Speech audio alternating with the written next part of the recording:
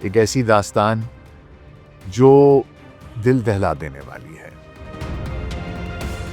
تیز رفتار گاڑی چلا رہا تھا، اس کے علاوہ وہ سنیپ چیٹ پر ویڈیوز بھی بنا رہا تھا۔ ابو ذر کے والد جو ہیں وہ جسٹس محمد آصف ہیں، اور اب خبریں یہ آ رہی ہیں جناب کہ اسلام آباد میں یہ جو ان بچیوں کو کچلنے والا وہ جو چھوٹا جج ہے، جج کا بیٹا تھانہ سیکریٹریٹ میں اس کا پروٹوکول دیکھنے والا ہے۔ اور تو اور صاحب جی فری ٹائم میں کہا یہ جاتا ہے کہ موبائل پر گیمیں کھیل کر اپنا وقت گزارتے ہیں کیونکہ وہاں بوریت بہت ہوتی ہے۔ جج صاحب نے اس لڑکی کی طرف نہیں دیکھا جو اس وقت زندہ تھی، کیونکہ جج صاحب کو اس وقت اپنے بیٹے کو بچانے کی فکر تھی۔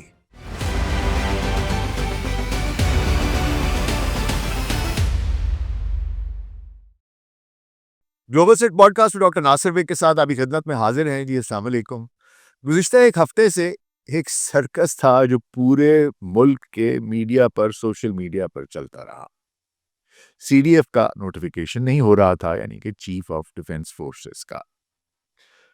کس نے کیا سازش کی، کس سیاستدان نے کون سا سیاسی مہرہ شطرنج کی بساط پر چلا، کوئی میکاولی کی دی پرنس لہرا کر میاں صاحب کی نظر کرتا رہا، کوئی بار بار کہتا رہا کہ مصدقہ ذرائع ہیں، انہوں نے یہ بتایا ہے، کچھ نے پیشن گوئیاں کی، کچھ نے خدشات کا اظہار کیا، کچھ نے سازشیں کی۔ خیر یہ سیاسی سرکس ہمارے ملک میں چلتا رہتا ہے۔ ایک شور تھا، ایک ہنگامہ تھا ایسا جس سے کہ کان میں پڑی آواز سنائی نہیں دیتی تھی۔ اس سارے سیاسی تماشے میں ایک خبر کہیں دب گئی، ایک ایسی خبر جس پر چند ایک صحافیوں کے علاوہ جنہوں نے سرسری سی اس پر گفتگو کی، باقی لوگ انہوں نے بات کرنا بھی مناسب نہ سمجھی۔ جیسا کہ میں کہا کرتا ہوں کہ یہ آج کا دور جو ہے یہ ویوز کا دور ہے، جتنے ویوز ہوں گے، جتنے لائکس ہوں گے، ہر چیز کمرشلائز ہے، اور صحافت بھی کمرشلائز ہو چکی ہے۔ تو اس قصے پر، اس کہانی پر بھی، اس داستان پر بھی، اس واقعے پر بھی کسی نے بات نہیں کی۔ ایک ایسی داستان جو دل دہلا دینے والی ہے، جو ہمارے معاشرے کی بے حسی، ناانصافی، طاقت کے نشے اور انسانی جان کی بے قدری کو بے نقاب کرتی ہے۔ یہ کہانی ہے اسلام آباد کی، جہاں دو معصوم لڑکیوں کی جانیں ایک 16 سالہ لڑکے کی لاپرواہی سے چلی گئیں، اور اس کے باپ کی عدالت کی کرسی کا نشہ اس کے دماغ پر ایسا تھا کہ اس نے ان کو اپنی کار تلے رون ڈالا۔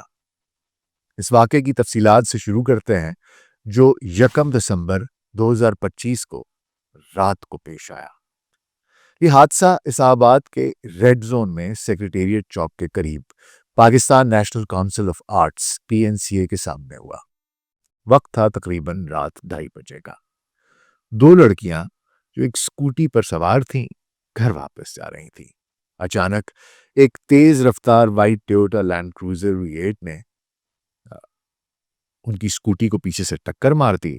سکوٹی مکمل طور پر تباہ ہو گئی اور دونوں لڑکیاں موقع پر ہی جاں بحق ہو گئیں۔ ایک لڑکی تو فوری طور پر دم توڑ گئی، جبکہ دوسری کچھ دیر تک سانس لے رہی تھی، لیکن ایمبولنس کی تاخیر کی وجہ سے وہ بھی چل بسی۔ یہ حادثہ انتہائی شدید تھا اور لڑکیوں کی لاشیں سڑک پر پڑی رہیں، جبکہ ملزم گاڑی بھگا کر چلے گئے۔ پولیس نے گاڑی کی رجسٹریشن نمبر سے ملزم کا پتہ لگایا اور بعد میں معلوم پڑا کہ وہ ایک نجی ہسپتال میں طبی امداد لے رہا تھا۔ اب بات کر لوں اگر متاثرین کی، وہ دو معصوم بچیاں جن کی کہ زندگیاں ایک لمحے میں ختم ہو گئیں، وہ کون تھیں؟ پہلی لڑکی کا نام سمرین حسین تھا، عمر 25 سال تھی۔ وہ PNCA میں انٹیریئر ڈیزائنر تھی اور part time events management groups کے ساتھ کام کیا کرتی تھی۔ دوسری لڑکی تابندہ بطول تھی، عمر 27 سال، جو ان کی دوست اور ساتھی تھیں، اور وہ بھی بتایا جاتا ہے کہ غالباً PNCA میں ہی کام کرتی تھیں۔ دونوں لڑکیاں گلگت بلتستان سے تعلق رکھتی تھیں اور اسلام آباد میں نوکری کی تلاش میں آئی تھیں۔ کام سے فارغ ہو کر گھر جا رہی تھیں اور بدقسمتی سے دونوں غیر شادی شدہ تھیں۔ ان کے والدین جو گلگت بلتستان میں رہائش پذیر ہیں، ان کو یہ جب خبر پہنچی تو ایک شدید قسم کا صدمہ تھا، ایک دکھ تھا، ایک کوہرام تھا جو وہاں مچ گیا۔ پوسٹ مارٹم دونوں کی لاشوں کا ہوا، موقع پر ہی ہو گیا، اس کے بعد فوراً اس کے بعد جو مجھے اطلاعات ہیں وہ یہ ہیں کہ انہیں اسلام آباد میں ہی دفن بھی کر دیا گیا۔ ان کے خاندان کے کئی اراکین جنہوں نے بعد میں بات بھی کی، کچھ میڈیا سے آگے پیچھے، ان کے والد بھائی وغیرہ شامل ہیں، انہوں نے افسوس اور دکھ کا اظہار کیا۔ اس موقع پر اور کوئی کیا کہہ سکتا ہے، لیکن ایک خواہش تھی، ایک التجا تھی ان سب لوگوں کی، اور وہ یہ تھی کہ ہماری معصوم بیٹیاں جو اب اس دنیا میں نہیں رہیں، ان کی جانیں تو واپس نہیں آئیں گی، لیکن کم از کم ہمیں انصاف تو دلا دیجئے، کم از کم ملزم کو سزا تو ملے۔ گلگت بلتستان کی کمیونٹی نے بھی آواز اٹھائی ہے، اور ایکس پر بھی کئی پوسٹ میں مطالبہ کیا گیا ہے کہ انصاف ہو۔ اب آتے ہیں ملزم کی طرف، جو سانحے کا مرکزی کردار ہے۔ ملزم کا نام محمد ابوذر ریکی ہے، عمر 16 برس، جولائی 2009 میں پیدا ہوا۔ وہ ایک طالب علم ہے اور اس کے پاس کوئی ڈرائیونگ لائسنس بھی نہیں ہے۔ حادثے کے وقت وہ تیز رفتاری سے گاڑی چلا رہا تھا، اور نہ صرف کہ تیز رفتار گاڑی چلا رہا تھا، اس کے علاوہ وہ سنیپ چیٹ پر ویڈیوز بھی بنا رہا تھا۔ اس سے اس کی لاپرواہی کا اندازہ ہو سکتا ہے۔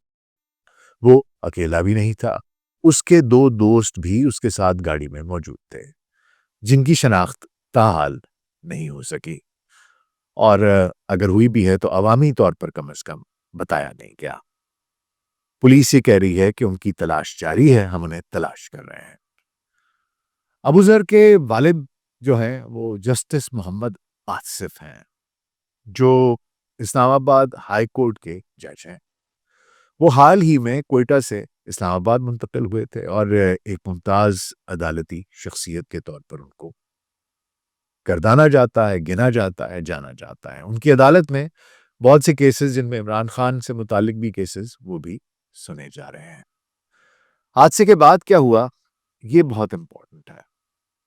یہ تو آپ سب جانتے ہیں کہ ہمارا نظام کس طرح کام کرتا ہے۔ ابوذر نے ان لڑکیوں کو جب گاڑی ان سے ٹکرائی ان کی اسکوٹی سے، اور اس نے دیکھا کہ وہ زمین پر گر گئی ہیں، شدید زخمی ہو گئی ہیں، تو بجائے اس کے کہ اتر کر دیکھا جائے کہ کسی کی جان بچ سکتی ہے، کسی کو کسی طبی امداد کی ضرورت ہے، تو یہ نہیں کیا گیا، بلکہ وہاں سے گاڑی بھگا لی گئی۔ اور اطلاعات یہ ہیں کہ ممکنہ طور پر انہوں نے فوری طور پر اپنے والد صاحب کو فون کیا۔ جسٹس صاحب جو ہیں وہ موقع پر پہنچے، اور رپورٹس کے مطابق جو اطلاعات ملی ہیں ان کا فوکس ان زخمی لڑکیوں پر نہیں بلکہ اپنے بیٹے اور اس کی حفاظت پر تھا۔ ایک لڑکی تو پہلے ہی دم توڑ چکی تھی، دوسری ابھی سانس لے رہی تھی، لیکن ایمبولنس کی تاخیر کی وجہ سے اس کی جان گئی۔ جج صاحب نے اس لڑکی کی طرف نہیں دیکھا جو اس وقت زندہ تھی، جسے شاید اگر گاڑی میں ڈال کر ہسپتال پہنچا دیا جاتا تو اس کی جان بچ جاتی، کیونکہ جج صاحب کو اس وقت اپنے بیٹے کو بچانے کی فکر تھی۔ جج صاحب نے اپنے بیٹے کو فوراً گھر بھیج دیا، دوستوں کو بھگا دیا، اور پھر ایک کمزور سی ایف آئی آر درج کروائی گئی۔ F I R secretariat police station پر سب انسپیکٹر محمد اصغر کی متعیت میں درج ہوئی، جس میں سیکشنز 279 جو لاپرواہی سے ڈرائیونگ کے ہیں، سیکشن 322 اور 427 یعنی کہ نقصان پہنچانا، یہ سب شامل ہیں۔ کہا یہ جاتا ہے کہ ملزم کو اگلے دن صبح جج صاحب خود تھانے لے کر گئے اور پولیس کے حوالے کیا گیا، اور 2 دسمبر 2025 کو جوڈیشل مجسٹریٹ شائستہ خان کنڈی نے 4 دن کے جسمانی ریمانڈ پر انہیں بھیج دیا، اور اس کے 2 دوست جو ہیں وہ کہا یہ جاتا ہے کہ ابھی تک مفرور ہیں، اور تحقیقات جو ہیں وہ بہت کمزور ہونے کا خدشہ ہے۔ اور اب خبریں یہ آ رہی ہیں جناب کہ اسلام آباد میں یہ جو ان بچیوں کو کچلنے والا وہ جو چھوٹا جج ہے، جج کا بیٹا تھانہ سیکریٹریٹ میں اس کا پروٹوکول دیکھنے والا ہے۔